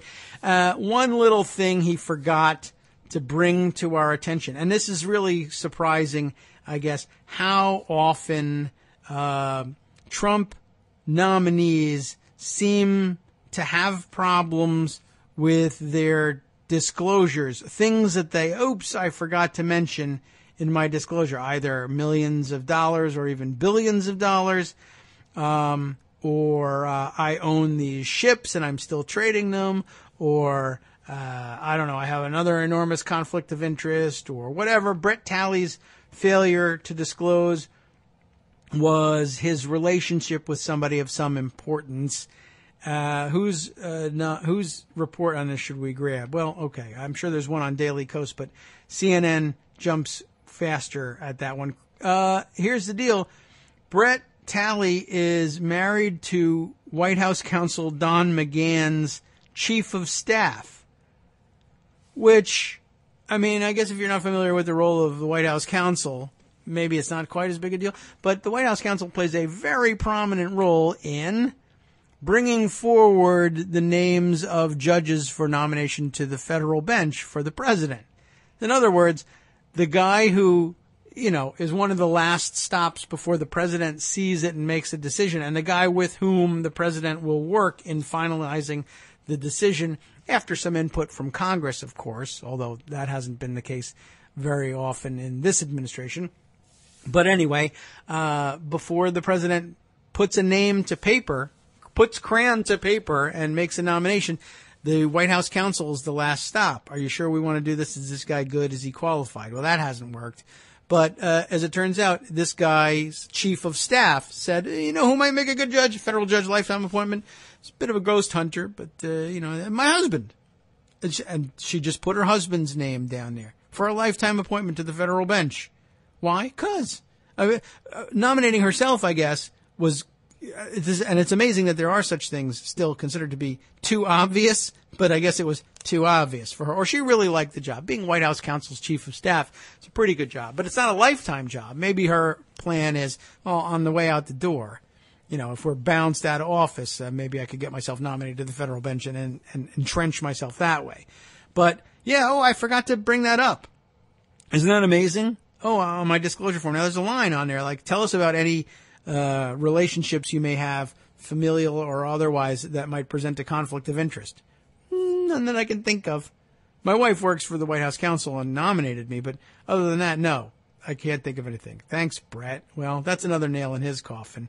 So, good, fine. I don't care. I mean, I do care about him getting the seat, but this is just, I hope that they're coming to the realization now that the storm of controversy over his unqualified rating, plus I guess the humor of the ghost hunter story, might possibly actually convince a few Republicans to say, come on, this is getting ridiculous now. I'll rubber stamp anybody you want as long as they're actually a judge, for God's sake. But this garbage, I'm not doing it. I hope so. Anyway, we're running out of time. And you've likely read the story, but if you haven't heard it or heard of it, you got to know about it. Julia Ioffe, who's in the middle of a lot of stories like this, wrote this for The Atlantic. It's the secret correspondence between Donald Trump Jr. and WikiLeaks. And there's some weird requests going back and forth. Long story short, this one, so I can get to something else instead. Long story short on this one is WikiLeaks' Twitter account, which may or may not be in the personal control of Julian Assange or others, was having direct message private exchanges with Donald Trump Jr., and it looks for all the world like they're basically using him as a puppet and saying, listen, we have this dirt we want you to use. We got this story coming up. Why don't you tweet out this? Why don't you tweet out links to our database of the Clinton emails that we've got a hold of so people can search them and look for dirt and find stories. And a very weird and interesting relationship between the two of them. And by the way, I mean, I guess we could point out it's a relationship which Donald Trump Jr. doesn't take very good care of. And so that, I guess, maybe tends to argue against the close collusion type of storyline. But, you know, I don't know how attentive Donald Trump Jr. is to any relationships that he maintains. So I can't really compare his neglectful maintenance, I guess, of the relationship with the WikiLeaks Twitter account. But there's a lot of interesting revelations in there. I actually recommend it as reading to you, and I'll read it again off the air, and we'll, I'm sure, discuss it a little bit in the rest of the week. The one that struck me, though, was very interesting, that allegedly the WikiLeaks account asks a favor at some point, not just, hey, promote this story, but there's an awful lot of that, too. So there's a lot of using Donald Trump as Trump Jr. as a conduit to a wider press attention for whatever stories WikiLeaks is trying to spread. But there's an interesting request in there, too, that should Donald Trump win the presidency, maybe he could prevail on Australia, a sovereign nation, by the way, in their own right, to name me, Julian Assange, ambassador to the United States. He was trying to use his connection to wrangle the appointment as ambassador to the United States from Australia out of Donald Trump Jr. Now, whether or not that made any goddamn sense at all. Donald Trump Jr. is going to talk Donald Trump Sr. into browbeating the Australian government. And how would he do that? You need to name Julian Assange as your ambassador. Hell no, we're never going to do that. Well, you better, or else we'll nuke you. I mean, what would he possibly use as leverage in that? And I thought an interesting request on a number of levels, not the least of which was, here at WikiLeaks, we're all about transparency, and we're against the global big government conspiracy to reward your donors at the highest levels with extra political power and bestow gifts on them, etc. But P.S., make me ambassador from Australia because I'm so pure. But in addition to that, I mean, it was interesting that the request wasn't, well, maybe you could get your dad to drop the United States' vendetta against me so I can leave the Ecuadorian embassy and be a free person. But instead, he asks not only that, but he says, I want safe passage granted to me to the United States and diplomatic immunity as well. So when I not only can I go to the United States, you can never arrest me for anything I've done, but you can never arrest me for anything I ever do again. And I can walk out of this Ecuadorian embassy without being scooped up by any other country because now I'm an ambassador. Okay, you know, just a small request. Whatever. I thought that was interesting. We'll discuss it some more in coming days. And there was another thing that came up in that discussion that also leads me to remember, oh yeah, there's something else I want to do. But I don't have time for all of that. However, we do have time, maybe, for this one other edition. And it's not that Omarosa Manigault was having her bridal shower at the White House, which is also another thing we got to talk about in another couple of days, because those people are crazy. But rather this one. This piece from Politico. We'll try and end with this one. How Flynn and the Russia scandal landed in the West Wing. Remember, that was the story we wanted to get to just a few minutes ago. This from Nancy Cook in Politico. Chris Christie, remember that guy? Mounted a campaign against Flynn for the National Security Advisor job. He lost with major consequences. How did it happen? How did she do it? Hope Hicks, by the way, back in the news. I know a lot of you have been tweeting me about that one. We'll talk about that tomorrow, I'm sure, too. Michael Flynn wasn't even on the short list of potential national security advisors. Did you know that? I was not aware of that. That is right out of the box in this Politico piece. Line number 1. New Jersey Governor Chris Christie, the early transition chief for a newly elected Donald Trump, and his team had deep reservations about Flynn, because he was a spy, fearing the retired 3-star Army general, who had been ousted from the Obama administration, suffered from poor judgment and espoused far-out ideas on foreign policy.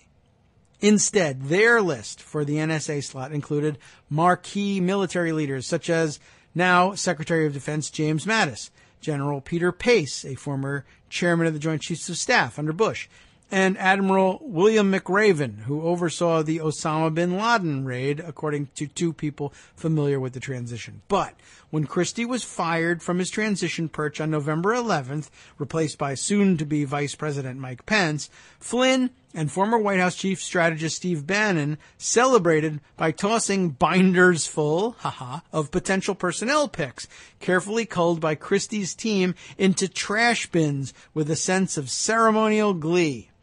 They did this before an audience of other transition officials, according to the 2 people close to the transition and a campaign official, though another former transition official disputed the idea that the binders and picks were not considered by Pence and his transition team. Ultimately, it was Trump himself who made the decision to ditch Christie's recommendations against hiring Flynn for National Security Advisor, according to 2 former transition officials, rewarding one of his most loyal campaign surrogates. Flynn's appointment was the president-elect's decision, but apparently we find out now Ivanka Trump had something to do with it. And he did it on his own timing after a lot of time spent together during the campaign, explained one former White House official. That fateful decision brought the simmering Russia scandal into the West Wing and set in motion a chain of events that ultimately led to the appointment of Special Counsel Robert Mueller, who was investigating whether the president's team had any involvement in Russian election meddling. Flynn, who was fired in February after misleading Pence about his contacts with Russians before Trump's inauguration, is under scrutiny from Mueller's team. A flood of news reports have detailed the range of allegations against Flynn, from failing to disclose his Turkish lobbying work to reportedly engaging in a plot to kidnap a Muslim cleric and bring him back to Turkey. We didn't even get to that one, as well as his various Russia contacts during the transition. Trump is also facing legal heat for reportedly asking former FBI Director James Comey to back off of his investigation into Flynn, a request that came not long before Trump fired Comey. Flynn's lawyers on Friday afternoon released a statement about the series of news reports dismissing the allegations lodged against the retired general as false. Mark Corallo, a former spokesman for Trump's legal team, said Flynn and his baggage played a major role in the unfolding of the Russia probe, even if most of the inquiries into Flynn's deal with his lobbying operation and work for foreign governments instead of collusion with Russia itself. It did precipitate at least the perception that there is more to this than there really may be. Certainly was the catalyst that sparked a chain of events that have undoubtedly lengthened the special counsel's investigation, Corallo said. For Christie, it's a vindication of sorts, but who cares, even if it's a hollow one. Privately, Christie complained to associates that Flynn behaved unprofessionally in classified briefings by interrupting the expert briefers, telling them they were wrong and questioning them, according to 2 people familiar with the transition. I remember that story. Christie told associates as early as August of 2016 that Flynn would be a disaster in the administration and someone who he did not even want around the transition, these 2 people added. So, how does he actually make it past? Well, lots of interesting stuff comes up in here. We won't have time to get to all of it, but there's Ivanka Trump floating in the middle of all of this again. Ivanka Trump asked Flynn what he would like to do in the administration at the beginning of one of their sessions and indicated how grateful she was for Flynn's help and loyalty to her father. The fabulous one, the one who actually has the political chops, some people say, to be the most successful politically of the whole clan. She's the one making this offer. I don't know why, but at any rate, Bannon, Rick Dearborn, Jeff Sessions, and Trump's children, including Jared Kushner, get together during the transition and basically decide to overrule the whole thing and hand-pick him and put him in, even though all the rest of us knew he was a spy. His kids, his own children, betrayed him, except they didn't. They are as stupid as he is. And not a single one of them could see what a huge problem this was. Even Chris Christie, smart enough to see that this was going to be a disaster, and just was overruled. So they got nowhere else to lay the blame. That's what makes it so interesting. And you know what? Maybe that's what led it to the point we're at in this special counsel investigation. Trump loves to blame anybody and everybody else for almost any one of his problems. And sometimes he even has a credible point in doing so, or even just the kernel of truth in doing so. Here he's stuck. This was him. This was his kids. This was his inner circle. They did it to him. He's got nowhere else to lay the blame. That's why he's so frustrated, and it's making him make mistakes, and it just might get him bounced. We hope so. Anyway, we'll be back with more tomorrow and a little bit of announcement after this. From Daily Kos Radio on netrootsradio.com.